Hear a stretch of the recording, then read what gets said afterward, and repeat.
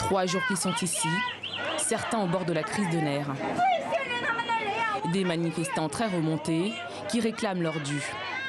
La raison de la colère, la crainte de la faillite du groupe Evergrande, géant de l'immobilier chinois, écrasé par une dette de 260 milliards d'euros.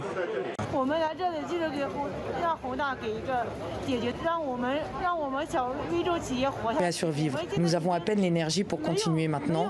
Chaque mois, nous avons des centaines de milliers de dettes. Nous ne pouvons pas survivre. Le groupe a indiqué qu'il ne pourrait pas être en mesure de rembourser les intérêts de ses prêts. De nombreux particuliers se voient ainsi lésés. Ils avaient investi dans l'immobilier, caressant le rêve de devenir un jour propriétaire. D'autres avaient simplement investi dans la pierre. Exaspérés face au mutisme du groupe qui ne leur répond pas, certains ont laissé éclater leur rage. Cet employé dénonce aussi les pressions du groupe. Lorsque nous sommes venus défendre nos droits, Evergrande a envoyé des gens dans ma ville natale pour dire à mes parents que je leur causais des problèmes et que je devais quitter Shenzhen. J'ai porté plainte auprès du gouvernement provincial en disant que mes informations personnelles avaient été divulguées à Evergrande et qu'ils avaient menacé ma famille.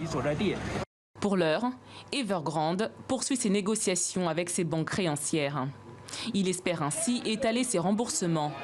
Mais les experts penchent plutôt pour une restructuration de l'entreprise pilotée par le gouvernement, ce qui lui permettrait d'éponger ses dettes.